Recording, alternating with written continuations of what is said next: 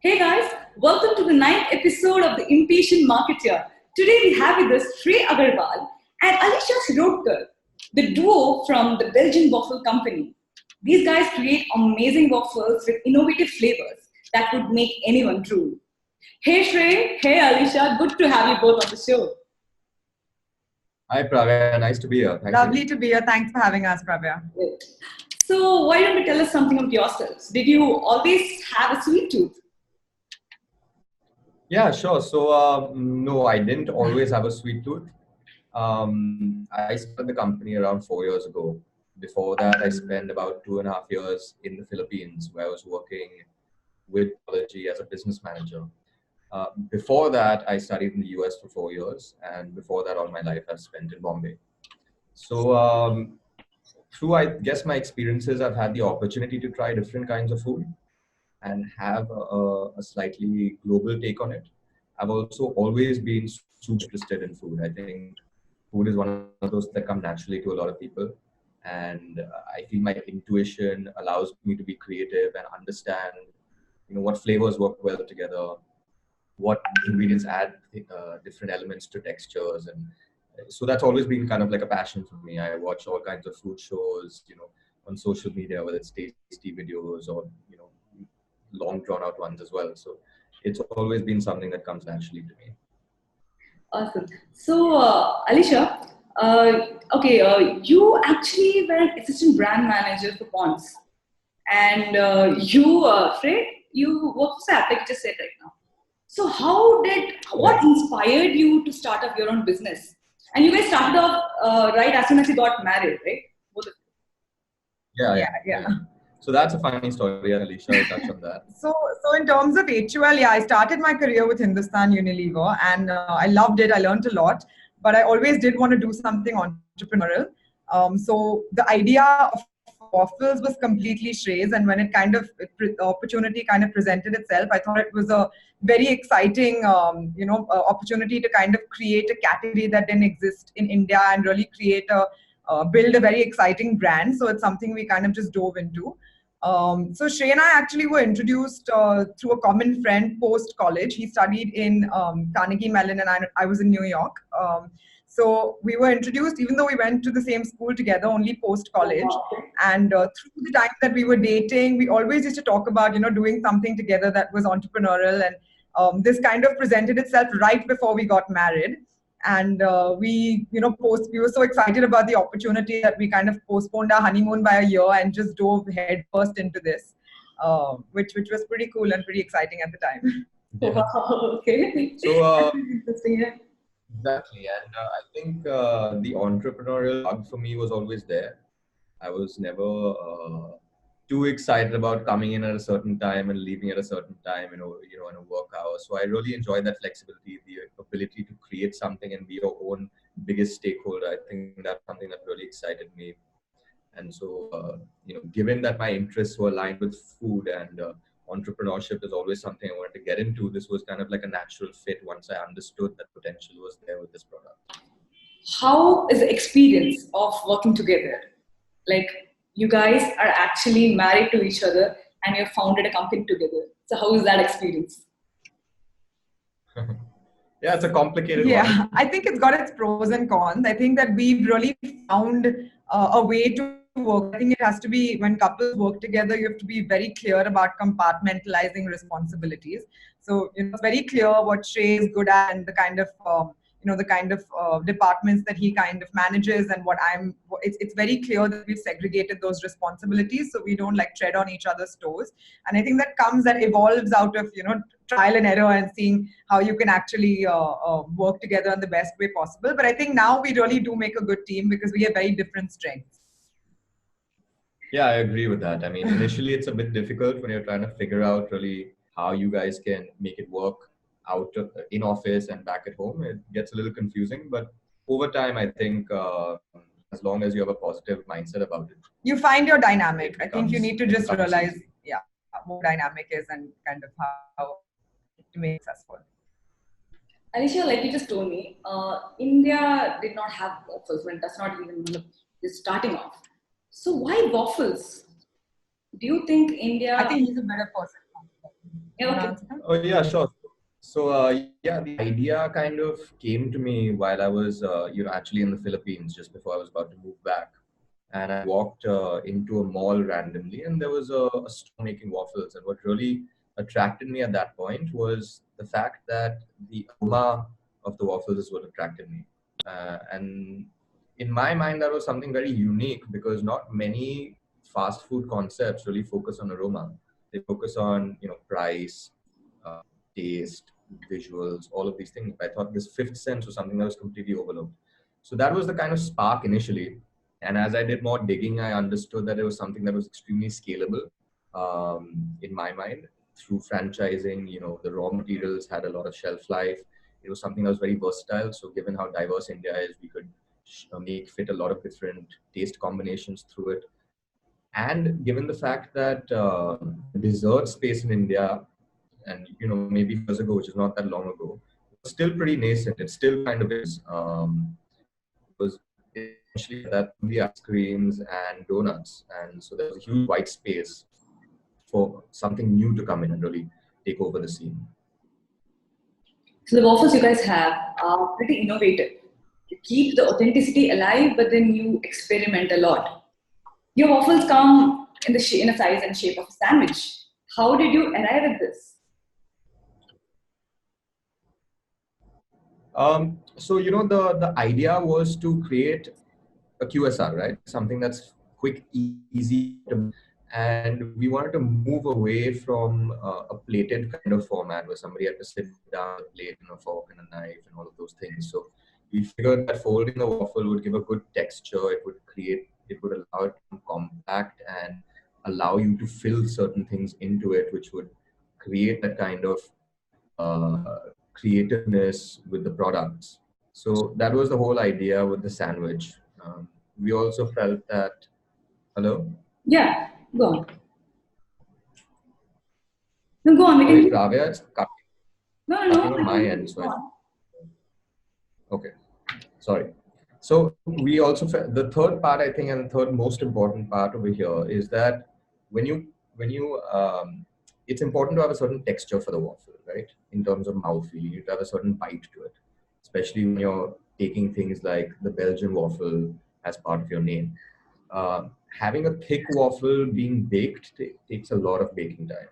And to have a 5 minute kind of turnaround, we had to make sure that the waffle was thin, but could at the same time provide that characteristic taste of the Belgian waffle, which is why we kind of folded in to get that double thickness, allow you to have different kind of fillings and be portable. So these were basically the three main areas of why we did that.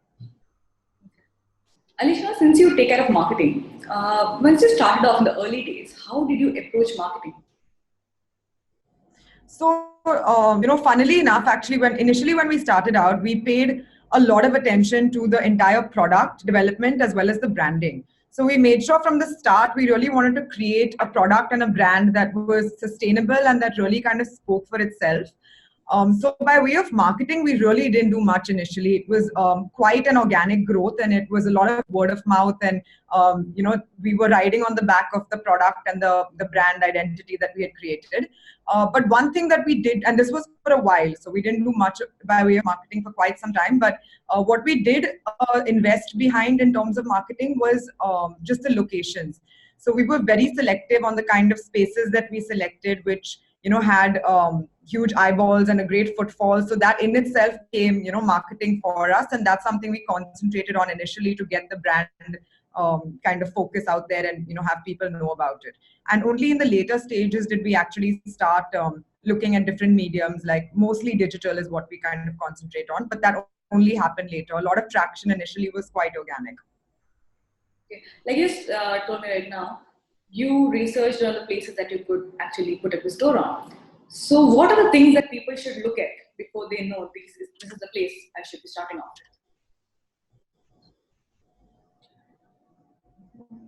So, initially when we started in a kiosk format. We started in a cinema, the Inox cinemas.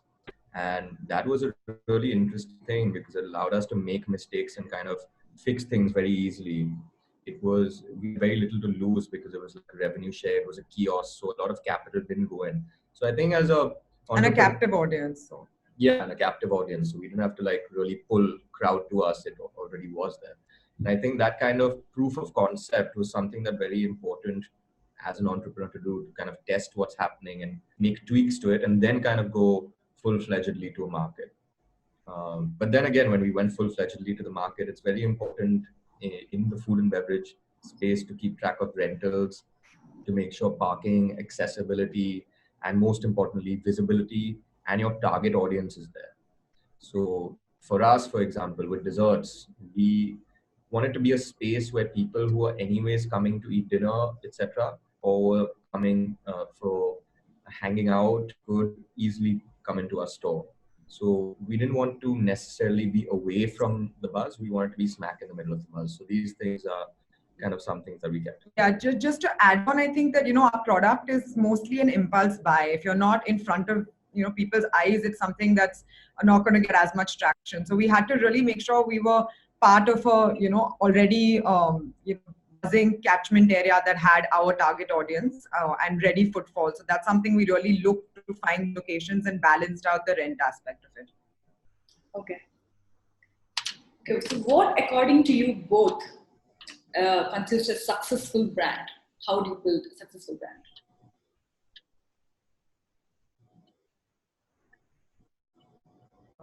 So for me, two very important things for a successful brand. Two main things. I think one is to have a vision for the brand and be true to that vision. In the sense that it's very easy to succeed sometimes in a certain market, and then it's very also easy at the same time to dilute the brand by getting into things that maybe the brand doesn't stand for. So that is, I think, one very important thing. Today, with the kind of crowd and the kind of stores that we have, it would be easy for us to, let's say, get into pizzas, but that's something we would never do. You see sometimes that happening in FB, especially where people dilute the brand by offering everything and anything on the menu.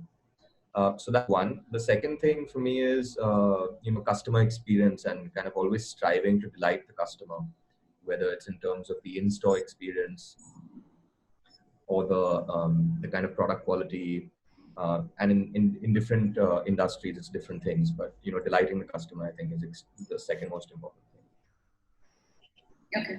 Yeah, no, I completely agree that staying true to your vision really makes or breaks a brand. But I think another one that I want to add on is consistency, especially with a product like ours, which has achieved this kind of scale. To stay actually consistent to doing what you do with one outlet and with 300 outlets is something that one really needs to keep in mind. So I think that again and again, that whole delight factor, that entire recognition and resonance with the brand comes from a consistent and quality product offering, which is what we really pay a lot of attention to. How important do you think is to have an online presence when you're actually a retail store? I think, in an increasingly digital world, online presence is getting more and more important. Um, you know, Obviously from a marketing standpoint, but also from a sales channel standpoint. I think a lot of transactions, especially with your Zomato, your Swiggy, online food delivery players, is getting increasingly more online. So it's hugely important. I mean, today 40% of our entire sales are online. So it's gonna, and I don't think it's gonna necessarily slow down. I think it's here to stay. So it's very important. Okay. You guys have more than 27,000 Instagram followers, and that's crazy. So how critical is it for you to have an online presence? And how do you drive sales via that?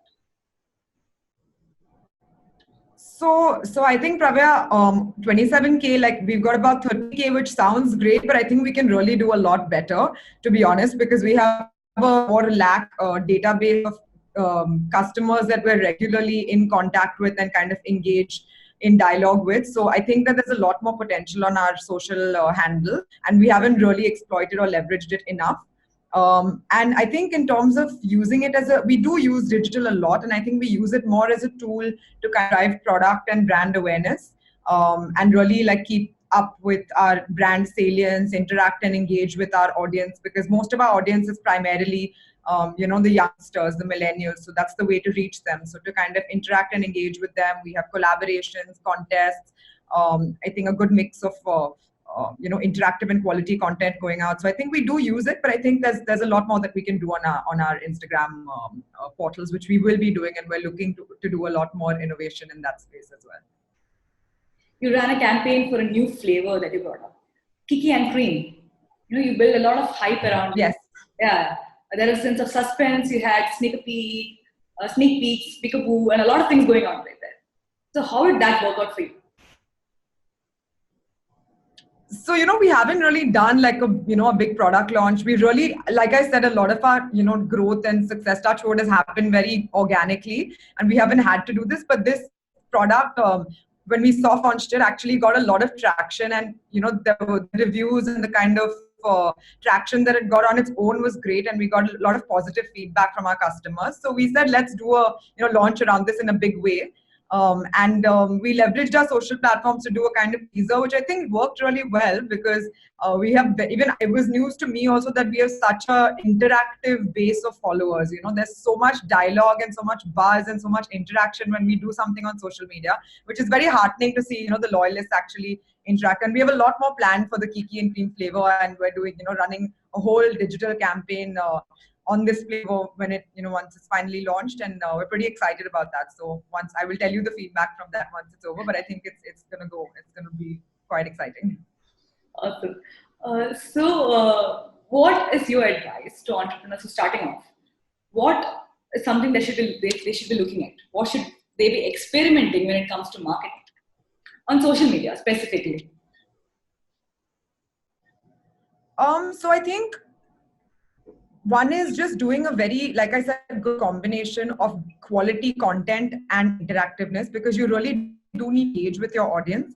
But because there's so much clutter in the digital space, you kind of create, whether it's video content, whether it's imagery, really some stuff that kind of stands out and brings that clutter.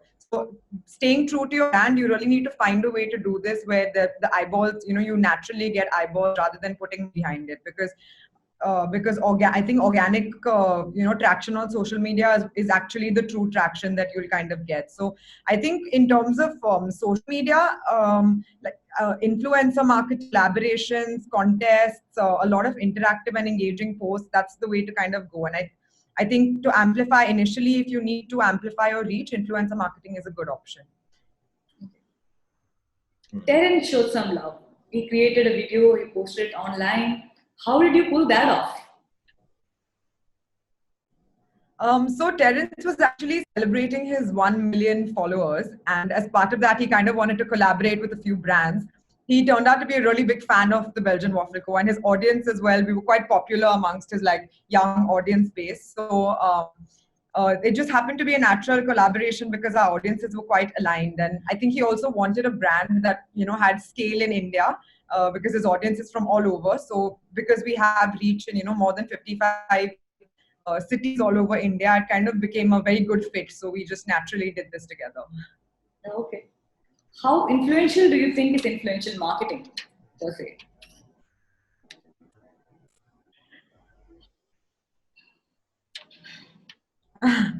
So it's kind of I think, it's kind of it's quite new, because the idea of influencers and, bloggers with a big reach, it's quite new to most marketers. It's not a traditional marketing format.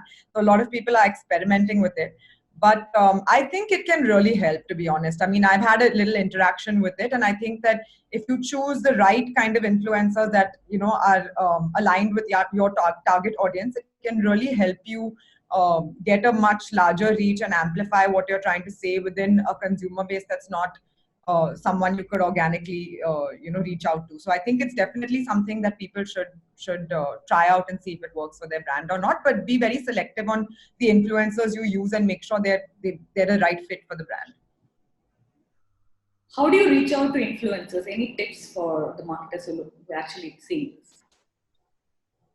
There's a lot of ways to do it. You can reach out directly. It depends on the scale and the what kind of influencer. If they're a celebrity status influencer, if there's somebody. I mean, there's all different genres. There's now influencers in like the TikTok influencers, for example, which are like completely new but have a big hold on the entire young like school and college going audience.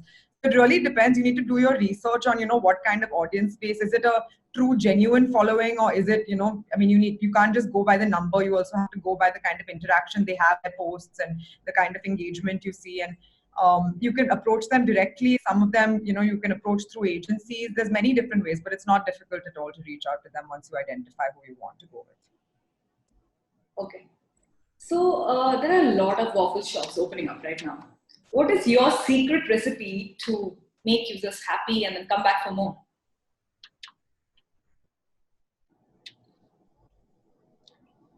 Sorry, Pravya, it's a little choppy. Could you repeat that? Oh. My question is, how do you make sure that the customers, the consumers, come back for more? Because there are a lot of waffle shops opening up right now. Yeah, for sure. So first of all, our secret recipe is our secret batter. So that's one of those things. I'm really proud of our product, and I think we have the best product there, not only as the competition is concerned, but I'm personally, that's one thing I'm always kind of iterating and improving to make sure we're striving for a better and better product. And I think that's one of the things that competition also kind of plays a role in. I think competition in itself is a great motivator. So as far as all of the departments that touch a customer is concerned, marketing, product development, franchisee relations, we're constantly trying to innovate and strive to be better. That being said, I also think that given the fact that we were the original Waffwich, and I think given where our brand is with 200 stores and that we're the market leader, I think that itself has a certain kind of brand equity and pull to it that customers kind of identify with. But yeah, I think food and beverage, competition is natural. It's extremely easy also because the barriers to entry are low. So we just have to make sure we're doing our best, and customers will, I think, recognize that. Okay. So the last question, this is how we end each and every show. What is your word of caution for the budding entrepreneurs who are getting into the food and the beverage industry? Yeah, so my take on it is, I mentioned a little bit of this in the previous question also. And I think when you talk about barriers to entry, especially now in this online world where you're seeing dark kitchens kind of explode and become profitable, soon you're going to have a situation where there's just too much supply and not enough demand. When it comes to people listing on a Swiggy or a Zomato, etc. It's even easier now to start a food concept or a restaurant than it was before. So I think for an entrepreneur, it's important to recognize that you should really be thinking outside the box when it comes to food and innovation. It's still a place, I mean, India is still a place where it's so nascent when it comes to food. But rather than doing necessarily an imitation product, it's so much more valuable to really think out the box and try and innovate over there, because the customers need it, the delivery platforms needs it, everyone needs it, and you need to differentiate. Another thing I would say is to get your fundamentals right in terms of your rental costs, your food costs. All of these things play an extremely critical role when you're looking at scale. I couldn't have said it better. I covered all the points. And just one, other thing is that it's not as glamorous as it seems. Like everybody wants to become a restaurateur or, start a food brand, but there's a lot of hard work that goes into it behind the scenes. It's not easy. And to keep that, that consistency and keep doing what you do with the kind of scale you reach it's not easy. But it's exciting once you reach there. So I think, other than that, I think Shrey covered all the points that I would have wanted to say. Yeah, and just to add to that, the food business, you have to be on it, 13 hours a day, 365 days a year. There are no breaks, there are no holidays. Yeah. So it's one of those things. Yeah. Okay. Thank you so much for coming to the show, taking your time. It is wonderful. So many key takeaways. So thank you so much. Good to have you on the show, guys. Bye. Thank you. Yeah. It was a pleasure. Thanks a lot. Thank you. Bye.